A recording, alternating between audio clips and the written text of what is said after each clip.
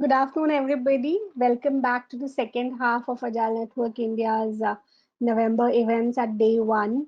And we are beginning with our next session for the day, which is by Ahmedabad chapter. And we are going to have an interesting panel discussion about Agile leadership influence in driving and promoting change. We have Karthik Dogai, who is going to moderate this panel, and we have Mithilesh, Anupriya, and Meena as part of this discussion. Looking forward to hear from all of you. And before we move forward, let me thank our sponsor, founding sponsor, Innovation Roots. It is a leading consulting and training service provider, helping organizations to achieve business agility and beyond. It is one of the leaders and pioneers of the niche publishing services and well known for content collaboration with global thought leaders, authors, and creators. You can find out more details at www.innovationroots.com. I would also like to thank our sponsor Agile, which is a product offering from Tata Consultancy Services Limited. It is purely cloud-based enterprise agile planning tool along with DevOps capabilities. Enterprises can use Agile to adopt agile practices or scale across multiple Scrum and Kanban teams using enterprise scaling frameworks such as SAFe, Disciplined Agile, Less, and more. You can try out Agile for free for up to 20 users for 30 days by signing up at gile.io, or you can reach out to us or anybody from our team to set up an exclusive demo. Some simple do's and don'ts for our participants for today and tomorrow's event. Please join every event at least 5 minutes prior to the start time. I recommend you to use high quality speakers or headphones for better sound quality. Please keep your microphones muted or videos disabled if you're not a presenter or a panelist, because it may cause disturbance and bandwidth issues during the event. At any point of time you have questions for our panelists, please make use of the chat box. And at the end of the session, the facilitator or moderator will pick up some questions as per the time available in the hand and get it answered by the panelist. At the end of the event, we will share a feedback form. Please share your inputs in that so that we can improve in our future events. Thank you so much. And now I hand it over from here to Karthik, who is going to moderate this interesting discussion. Over to you, Karthik. Thank you, Nabur. Thanks a ton. So, a warm welcome to all the learners. And Karthik Doga, this side, holding decade plus years of experience into IT industry now. I'm a speaker for an IIM Rohtak on the topic of Agile in sales and marketing. I'm precisely a coach, business coach as well. And apart from that, I'm associated with Agile Testing Alliance from past more than 2 years. I'm part of the strategic planning and executions for all the events under ATA, and holding a decade plus of experience precisely into product management and delivery management, passionate more about the product management and digital transformations.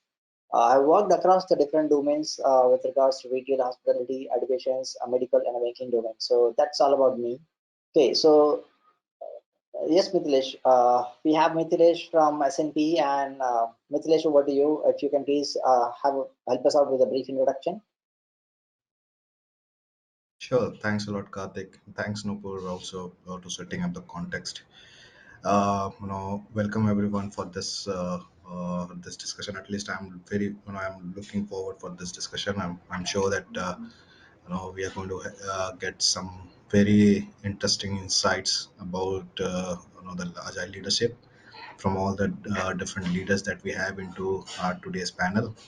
Myself, Mithilesh, and I'm having around 16 years of experience into quality assurance and testing. Uh, I have worked for both product-based company. Currently, I'm working in a product-based company, and I have vast experience in working with service-based company as well. I worked for a service-based company for almost around a decade. It's a mix. It's completely two different experience working with product and services. So people who are working with services would know about it, and people working with product would also understand what I'm talking about. But yeah, it's quality assurance always been a very interesting journey for me, and I'm still very passionate about it. I'm very passionate about translating any strategy into the results, right? creating a strategy is not everything, but how do you translate those strategy into the result is what every leader and every organization look forward for. So yeah, and I'm looking forward for today's discussion. One more thing, yeah, very common apart from my professional introduction that I have. I'm very much interested into sports. I play almost every sports, but I'm very regular into cricket, which is very common in India. If you throw stone, it will fall into one of the cricketer for sure. So yeah, that's about me. Looking forward for the further discussion today.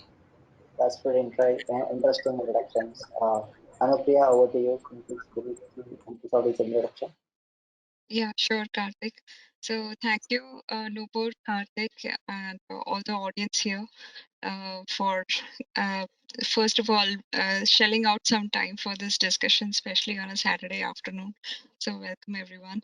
I'm Anupriya. I have over a decade of experience in IT world. Similar to Mithilesh, I have experience of working in product as well as service-based companies. Now, for almost close to a decade, I've been part of Salesforce ecosystem, which most of you might know. I specialize in domains like contract management, configuration, and pricing, commonly known as CPQ. Basically, the segment of revenue management. So I help enterprise level customers, uh, implement Salesforce to monitor and increase their revenue over a period of time. Apart from my professional work, I am a mother to a 10-year-old. I am a triathlete, which means I swim, cycle, and run, and I have participated in few half marathons as well. I'm also passionate about gardening a lot. So yeah, that's a bit about me. Thank you.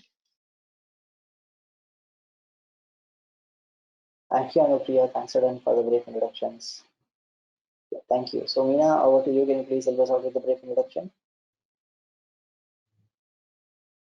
Thank you, Karthik, and thank you, Nupur. And I would really like to say thank you to the entire ANI team to put this session across of agile leadership. And I thank you to the audience as well who are curious to know about these new forms of leadership. So some history and some background about me is that I've been in the IT industry for 16 years. I worked with companies, multinational companies, BenQ and Atos, primarily from 2004 to 2010, and then got married and came to Ahmedabad, which was a change in my career, and then started my own company, which is iView Labs, with my co-founder. We, in this journey of 8 to 10 years of being in the business, we have built digital products for startups and enterprises. And when I say startups and enterprises, which have been local and global as well. So primarily, we have operated now in terms of Europe and Middle East, Africa, these regions. So what we do is basically we take ideas from the idea stage to MVP, and then we move forward from MVP, which gives the validation for their digital products in the market. Along with this, of course, I'm a technologist at the heart and a creative person as well. But I also read a lot and passionate about creative problem solving, and that's where I created a community, an online community where there was offline meetups where people used to come together on a regular basis, on a monthly basis, and we used to brainstorm and discuss ideas and problems related to industry and business problems and how do we navigate from there. Yeah, I think that's about me. Thank you. Thanks again, Meena, for the brief introduction. So, as we are all here with for a discussion on agile leaderships, right? Probably which would bring and promoting the change. So, as we all know, that leadership is an art and it's not a cakewalk for anyone and everyone. But what I feel is that agile leadership is a craft of creating the right contacts for self organizations. So, agile leadership topic is interesting and exciting not only because of agile and leadership together, but to know more about how different it is from the traditional leadership, right?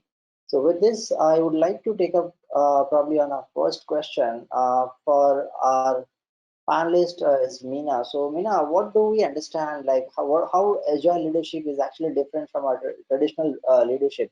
Can you please help us out to understand that? Right. So basically, for me, when we say leadership, it's to lead, right? And how do we lead sets the context for traditional leadership or agile leadership. So firstly, we need to understand why traditional leadership existed and what kind of organizations were there earlier on, which we talk about in 1990s, and how these organizations were structured or formed or how they were operated.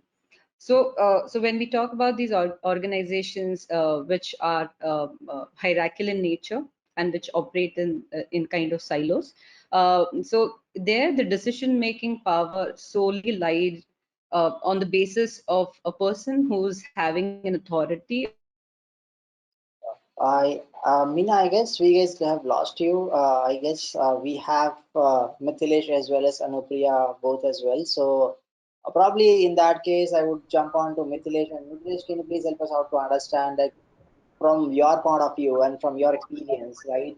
What would be the difference between the traditional leadership and an agile leadership? So how probably we can, how people have, how leadership have eventually turned up to that level? So can you please share your thoughts on that? Sure. Look, according to me, how I see leadership. Leadership is a leadership. Agility is one more flavor to it. When we talk about agility, agility is nothing but how ready you are for the changes, how flexible you are for the changes, right? And when you bring this flavor into your leadership style, that makes you agile leader, right? So traditionally, when we go back and see, especially when I talk now we can completely differentiate our world into two different phases: post pandemic and before pandemic.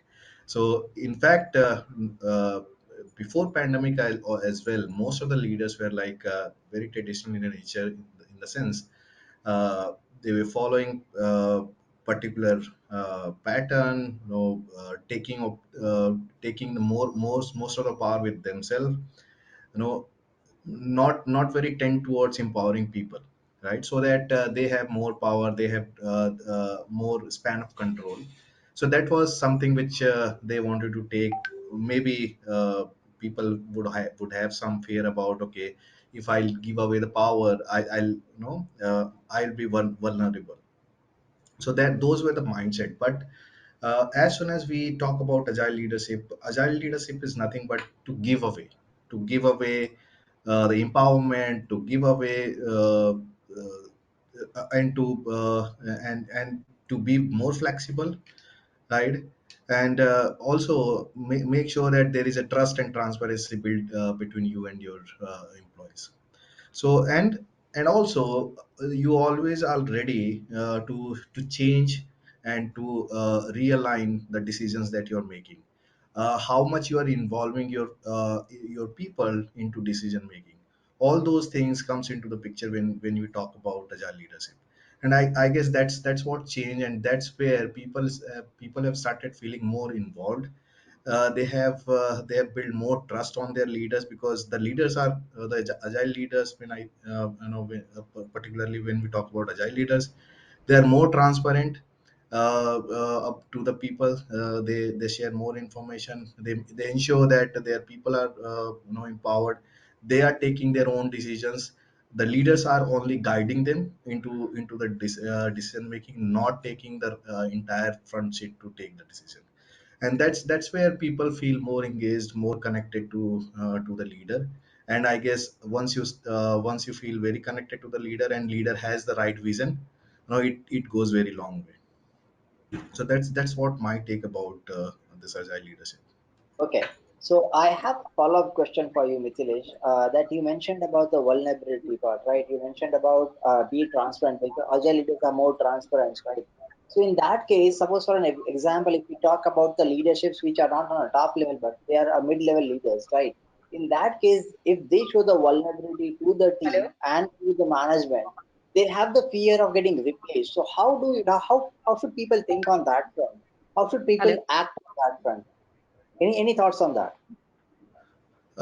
Definitely. Look, you may have fear, but I guess the change here is fear is a human nature, right? That you cannot just call it off that okay, no one person would not have any fear about it. But the thing here is when you empower your people, your people give you the success. So then the success of your people becomes your own success. And when you are successful, the amount of risk that you see, the vulnerability that you see gets reduced, right? Because success brings you everything. And how do you get the success is the way you lead people, right? When when you are at the leadership role, it's very important for you to have your individuals successful, because that is what the measurement of your own success for a success of a leader, right? And that's where I see that once you have the trust within your people, and your people have the equal trust within you, that vulnerability goes away. True, true. Thank you, Mithilesh. So I have a follow-up question for Anupriya. So Anupriya, how do you think agile leadership is actually helping a team, and how do you see the difference and benefits of getting it implemented and incorporated in agile leaderships? Right. So I'll reiterate the question that what we want to talk about is what difference do we, how the difference we see in agile project managers and how agile leadership is bringing change in the way we are working Yes. these days, right? So Yes. before I answer that question, Karthik, there's a small story that I did like to share, if that's Okay. okay. Yeah, that's Yeah. fine. So, so we all know about Ford Motors, right? And we all know the Henry Ford. But there's a story behind Henry Ford that when he created Model T of Ford for a very long time, he did not change anything in that model. Although his employees, his managers, his sales team, his own customers, everybody were after his life to make a difference in Model T and come out with new models. But he was very passionate about Model T. Why? Because that was at that point in time the world class in that segment of cars. Like there was no competition around. So he was like that if this particular model of the car is doing so well, why should we change it at all? So now what the point that I'm trying to make is that leverage that Henry Ford had uh, many years ago, I don't think that kind of leverage any leader can have in today's world. The reason being, the world is very competitive. Let's understand how businesses are evolving. People who are from SaaS background, they very well understand that entire SaaS business model works on one single thing, on renewal of licenses. So if people are not renewing the licenses of your product, your platform, your services, you can easily go out of business. Now, the point that I'm trying to make is that was the way traditional leadership was working for a long time. And maybe, like Mithilesh rightly pointed out, that middle order leadership or middle order managers didn't have a word on table, or they didn't have a seat on table to express their frank views about the changing markets. But now things have changed. The exposure of teams have also changed. What I mean by that is now every member in the team gets to speak to their customers, especially in the software business. So they understand customer more intimately than probably the leaders themselves. For example, a CEO would not know what real hard life floor problems a company is facing and how their software implementation or software solution is going to solve these problems. So when the interaction between project implementers or software implementers or product implementers and the customer becomes so transparent, the inputs and the feedbacks are frequent. That is one key reason why the whole agile evolution has been a great benefactor for evolving market.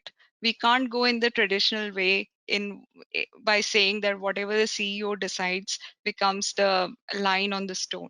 We have to keep evolving. as the customer evolves, as the customer needs evolve, and as the competition evolves. Here, the flexibility and transparency that Mithilesh pointed out gives us a upper hand, or probably is the only way to make most of the market that we are in. That's my view on this card. That's awesome. That's really awesome, Anupriya. Thanks a ton. So I would have a question for Meena. That question Meena, that we always see that nowadays, like we see a designations called as an agile project managers, right? So how it is completely different? What is the difference between agile leadership and an agile project managers? Though the project managers are always the leaders for the team. So what sort of difference would you find in this sort of designations? So basically, it's like doing agile and being agile are completely two different mindsets, right? So when I learned drawing, okay, recently in this pandemic, and there I was just following a YouTube tutorial to bring the outcome that I wanted to bring, right? So that's doing drawing. But do I have a mindset of artist? Is a question that we would have, right? And I think that sets the different context again as agile project managers and agile leadership. Do you have a mindset to be open to listen to your people and encourage experimentation and creativity? Is that a mindset that you have, or you just follow the principle, the rule book that has been given to you, or the methodology? So I would encourage, in fact, because you already follow the process as agile project managers, there is this upskilling, or I would say that leadership mindset that you can develop. And I would encourage agile project managers to move forward in this direction, to not just follow the methodology, but also bring that openness in within your team and within the project to encourage experimentation and also empower your team members. So I think that's two different mindsets again. Okay, so in that case, Meena, you being a co-founder, right? I would have a question for you that we always speak about the openness and the flexibility and the transparencies which we speak about, right? But for an Right. example, if we give a leverage to our leadership team to do an experimentations, but the because if we are dealing with the customers, and in that case, if what if the customers are not open for that sort of experimentations, how would you handle that sort of things? Because you are also bound to deliver things to the customers, and you are also want your leadership team to do some sort of experimentation. So how would you bridge that gap? Right. So that's what always like a service mindset, right? You've been told to do and you will do that. You in fact don't put forward your ideas thinking that it's just the output that I'm concerned about. And that's having a difference. Even though it doesn't work, why don't you put forward the idea? And I tell my team members the same thing. Even though the customer says no, or anybody says no, what's the harm it's going to cause? You just put forward your idea, move across ahead, right? Maybe not this project, maybe somebody else, or maybe your side gig. It can be any in any direction, but at least not be afraid and have that fear just because customer is saying no, or your senior is saying no, to not implement this idea or not do this experimentation does not stop you. And I Exactly. think that openness, as a project manager, you should put forward to your team members, and as an agile leader also. So no matter what, if you have an idea you want to experiment about, you should go forward. That's my say. Okay. So there would be a follow-up question for you again on that front. Being as a co-founder, I would love to ask you a questions, right? Because Right. the thing is that you always say that we have to keep on giving suggestions to the customers, right? Hmm. But what if customers are not taking suggestions every time, and every time it's no? In that case, Hmm. how would you motivate that particular team member to give throughout the suggestions every time when they go for meetings? Right. So you have to also understand, right? When to give suggestions and what time. That's also an understanding, and understanding customer mindset. Like sometimes you might give suggestions which are really not relevant in the current sprint or in the current plan, but it comes as a backlog for the next sprint and the next plan. So of course, that again is understanding the customer. When do they actually require this feature, or an idea, or a suggestion? And maybe not in the sprint, or maybe in the next sprint, but it may come across as a backlog, another feature, or another milestone. So yeah. Okay, okay. Thank you, Meena. I would not ask another question to you now. I'll move on to the Mithilesh. Right. So, Mithilesh, the question for you is, what are the key challenges as we see in agile leadership, and how do you tackle them?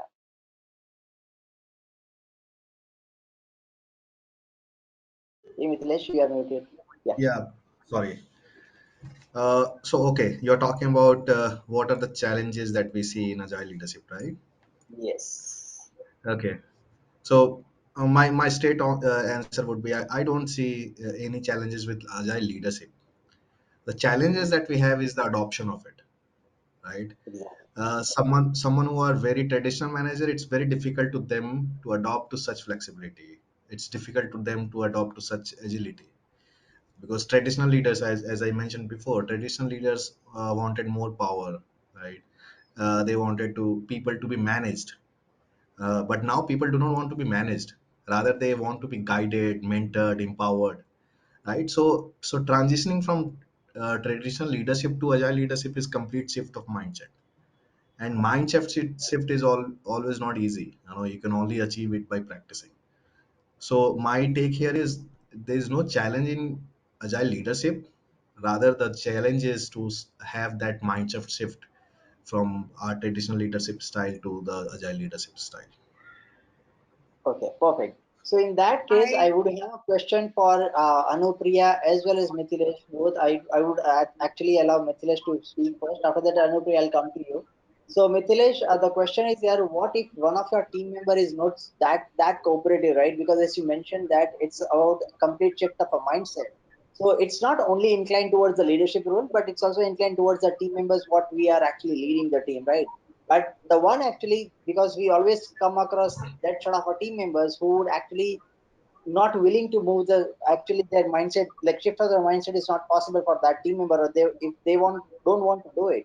In that case, how do you manage that sort of a team members? Because the one who would be more seniors in your team might not be that much flexible or transparent, because they would have the fear of getting replaced, right? Being into a product industry, so you would able to relate that sort of a question. So how do you manage that sort of a team members, and how do you make sure that the shift in the mindset is actually done? Sure. Look, first of all, how I see the behavior of the people is nobody comes to the office as a willingful defaulter, right? That okay, I'll go to office today and I perform very low today, right? There are certain circumstances. It's very important for us as a leader to understand what is those circumstances, what is those factors which is affecting or pulling this person to perform at the level, or or do the things that we really that person is expected to do, right? It's very important for all the leaders to sit and understand, ask those right question, to go deeper into the situation that person has, because sometimes we perceive things, right? We just see that okay, this person is do not want to change. That means he or she has some behavior problem. They do not want to change, and things like that. But we really have to be into their shoe to understand what kind of, there could be any possible reason. Maybe your something within your project itself, something within your work culture itself, maybe some personal issue that individual is going through. There are n number of possibility which can impact or affect a people or individual to perform at the level that they are expected to, right? And so that's one thing. Once you know it, you'll be very clear that how do you actually uh, you know lead that change into that individual, right? Second is like we know, there's a saying that money catches money, right? Success also catches success, right? So if you actually show the value of those change, it's not always work by preaching, right? If you just preach that okay, if you do this there'll be this, rather show that value which is coming out of that change. And then people like this, people which you are talking about, will actually realize that it's not that change just for a change. Rather, we are actually seeing value out coming out of it. And once you tag that value, and once you actually feel that realization of value, I guess everyone would want to go through that path. That's how I see it. Okay. So, Anupriya, I would come to you in that side that what would you see from your experience, what you have learned? Because you being into a QA space over a decade now, right? And you would have come across a lot of people who are into a manual QA, but they are not ready to uplift themselves and get into the automation side, right? So, how do you actually make sure that they have understand the right shift of the mindset? Because though they know that being getting into an automation side, probably it might help them, right? But still they are not able to come up from that particular frame from a manual to an automation. So how what are your takes on that? Okay, so I would actually go to Meena in that case. So Meena, can you please help us out to understand that sort of thing? Because you being a founder, right, you would be leading a team for an QA manuals and in automation. So what are your takes on that? Right. So I think you need to understand when to intervene, right? I think that is the important point. As leader, you understand when to do what. And when I Okay. say this, of course, automation is required at multiple fronts. But when I say this, when you're in the stage of developing, when things are not stabilized or your systems are not stabilized, initially manual makes a lot of sense. But when you go towards automation is when the stability has already reached and you are moving from 0 to 1 already because your systems are stable now. And now you're making the system from 1 to 2 because you're looking at optimizing the level that you have already reached. When we had this dilemma in terms of when to bring automation, right? So, and then when to bring automation is when your systems are No, stabilized. I'm really sorry, Meena, to interrupt, but my question was more with regards to how actually you would help a people to have Hmm. the shift of a mindset from a QA to automation, because though they know it, that Hmm. manual QA would be probably not be more taking forwarded because automation is taking everywhere. So how would Hmm. actually you'll help them and help them to shift their mindset from a QA to automation? So that's a reskilling, Karthik. Basically, it's not a mindset shift. That's a reskilling because a manual, you have a functional knowledge of a system and you're manually testing that. That's a skill that you have to test and make your plans and scenarios. But if you look at automation, that's just reskilling for those existing work. That's not a mindset. I don't see it as a mindset unless you have a hindrance that I don't want to go and move forward and learn automation. Exactly. So that's where mindset comes into a picture, right? Because mindset is all about once you actually adapt that, yes, I want to be into that space. Hmm. There when Hmm. there is where actually you can uplift them, every team members into a skilling side. So skills can be taught, but Hmm. mindset thought process cannot be taught. We cannot shift the thought processes and the mindset. So this what I was actually willing to go for it. But But then, I guess hmm, Anupriya is back. okay, So yeah, Anupriya, how Yeah, would you tackle that sort of questions? yeah. Am I audible clearly now? Yes, we are audible now. Okay, perfect. So, yes, there are two aspects that I'll pick from the conversation that Mithilesh just did and Meena just did and add on top of that. So, Mithilesh pointed out two things. Value.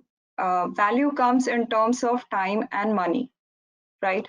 So if I have this challenge that one of my team members is showing less willingness to move towards automation, I think it would be sensible for me to sit and help that person understand that, see, doing the same stuff over and over, you're exchanging literally your life for the time that you are spending in running those regressions manually. It makes a lot of sense to become of more value and create more value by investing yourself and by learning new technology. So that's so I will handle it one at the conversation level, absolutely empathetically, and help that person understand that value comes not from repetitive things. Value comes from innovation, comes from speed, value comes from delivering faster. And that's the reason it's high time that automation needs to be considered. Second important aspect is giving that person opportunity, that if that person says just fund me, I want to take up this course, yes, as an organization those initiatives should be there. And leadership should be open for encouraging people to take that up. And final thing, if I look from a leadership perspective, one thing that really helps people achieve their milestones is setting right KPIs or setting right goals, right? That you should have goal tied incentives. So that in a way kinds of push people that okay, I have to learn automation. I have to do at least 30% automation of the regression that I've been running. Otherwise, my money is at stake or my next promotion is at stake. So, so step one has to be pure empathy and helping that person understand the value that they bring to the organization and they themselves take home for themselves. Second is giving them the right tools and technology access and support for them to upskill in their career. And third is setting right goals in alignment of the organizational goal and then boiling it down to the personal goal. So Perfect. that's the Uh, approach that I would take. That's Karthik, great. I would like to just add upon, piggybacking Please. Anupriya. So, all the valid points. One more thing which is very important: any change which comes, so it's human nature. The first thing that you think is what's in it for me, right?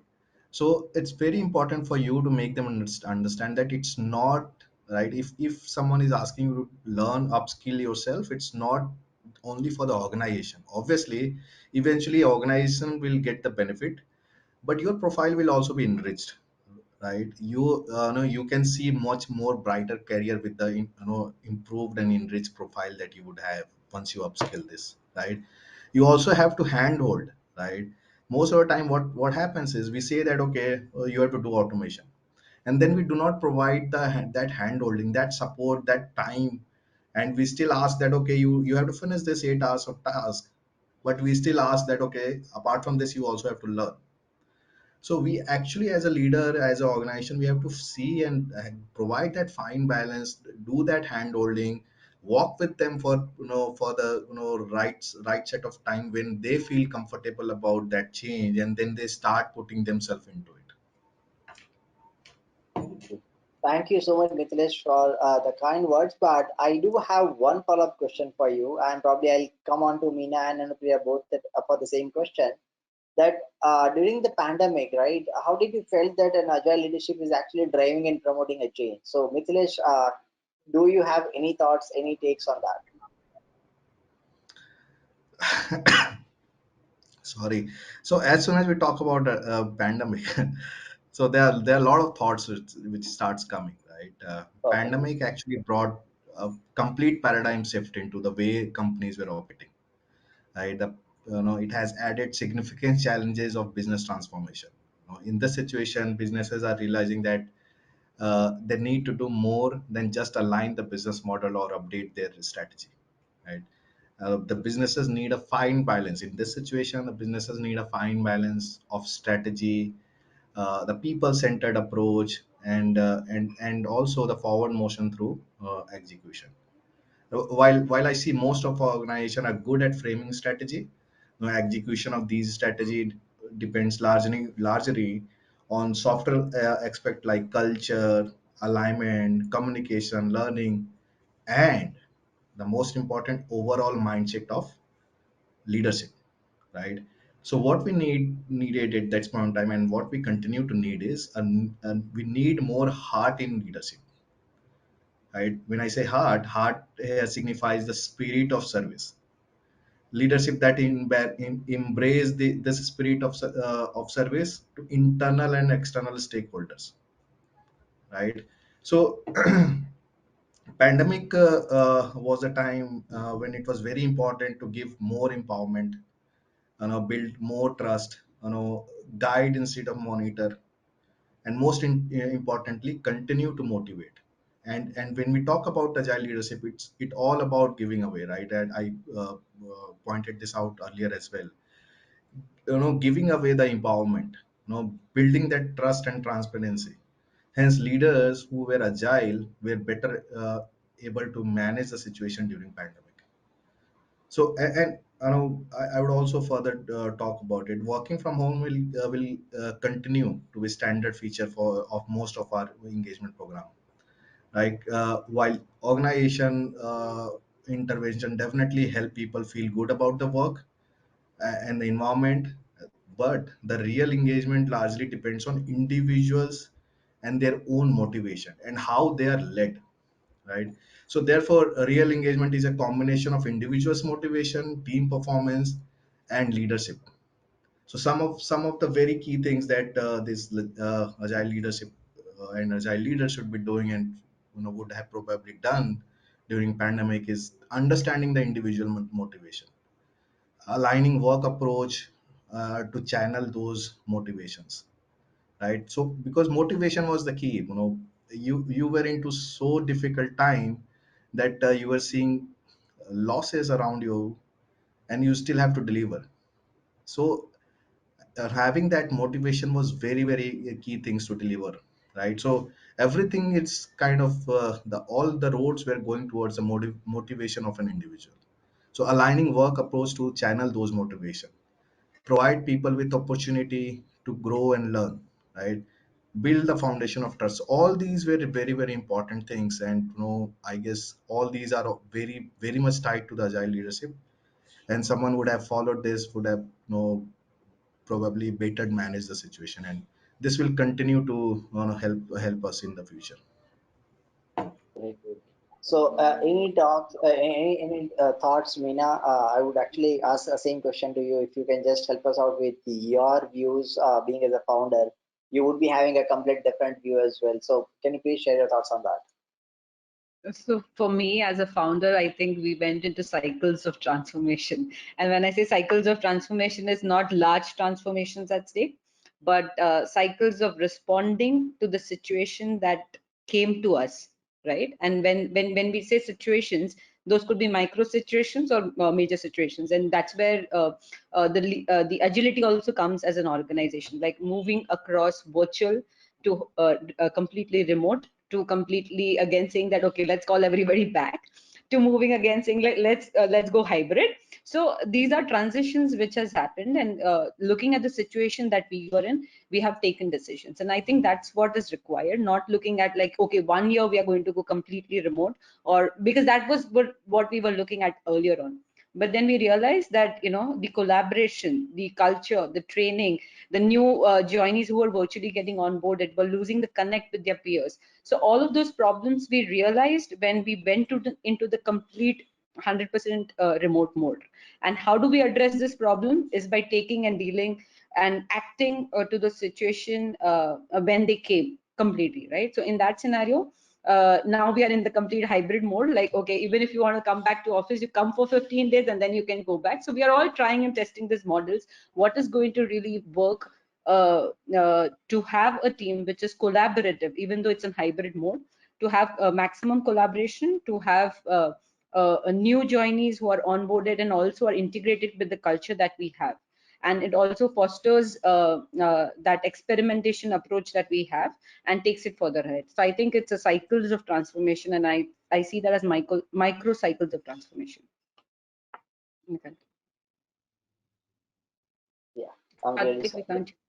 Yeah, I'm really sorry. I was muted. Thank you, Meena, for sharing a founder's view for an pandemic situations, handling the pandemic situation. So I would actually go to Anupriya and ask about the same thing, because being into a QA space and into a leading side, though not completely into a top leadership, but into a mid leadership role. If Anupriya can share your thoughts and any takes on that. Sure. So I think Karthik, especially IT industry responded very, very optimistically to the whole pandemic situation. I think a lot of businesses which were not leveraging on technology were also forced to start using technology, and it opened up globally in a very different way than we could have imagined, like in the pre-pandemic situation. And I was fortunate enough to connect with customers across the globe. Like I was working with French people, Australian customers, people from Philippines, everywhere. So my understanding of the whole situation is that agile leadership if complemented with the right set of tools, we all know about Jira, we all know about Confluence, right? These tools help agile implementation in many ways, and the best way is that they provide visibility. They provide visibility not only to the team but also to the customers. So let's say if my customers team was spread across 3 different continents and there was only one call in which we all got the opportunity to get together, the first place we were looking at is the Jira board. And doesn't matter where you are, everybody has complete clarity on how the project implementation is going forward with the help of that board. So, and there were other pieces also to it, like using the right set of tools, having a communication strategy in place. When we start working remotely, when we start remote communicating with customer across different time zones, it's important to have a communication strategy in place. When should a communication go to the customer? It's always okay to over communicate than to under communicate, because we all are busy with a lot of different things, and it's easy to slip off things, right? That, oh, we discussed this but then I forgot to respond to it. So the lessons learned that I personally learned, and I think they are very valuable to me at this point in career, is number one, visibility. Complement your agile methodology with the right set of tools so that everybody across your leadership, across your customers, across your peers have complete visibility in the direction and pace at which the team is moving. Number two, have a communication strategy in place. Understand that people anywhere in the world might be experiencing a different personal reality. At least make a professional reality soothing for them by communicating with them in the right manner. And a third most important thing which I have learned is empathy. Empathize. Maybe your customer has not responded, maybe your team member has not responded, maybe your CEO has not responded. Give them a chance that, okay, there might be a situation that I'm not aware of. And in traditional leadership is like, have you worked on this? Why have you not worked on this? When can I get this delivered? Let's understand that that's no longer the way we can work. We have to be polite, we have to be empathetic, considering that their personal situations can be different. So yeah, you have to be people first kind of a leader if you really want to grow in the industry. So Nice that's piece of nice piece of information we have actually jotted down. Thank you, Anupriya, for valuable inputs on this front. We Thank just you. have a one question and from Nupur, and like the question is how leaders can communicate vision and strategy to the new joiners. Who would like to take it up? Actually, I would actually leave up to you guys. Meena, Mithilesh, Anupriya, anyone can take it up that Can question. you repeat the question again? I lost in between. Yeah, the question is how leaders can communicate vision and a strategy to the new joiners.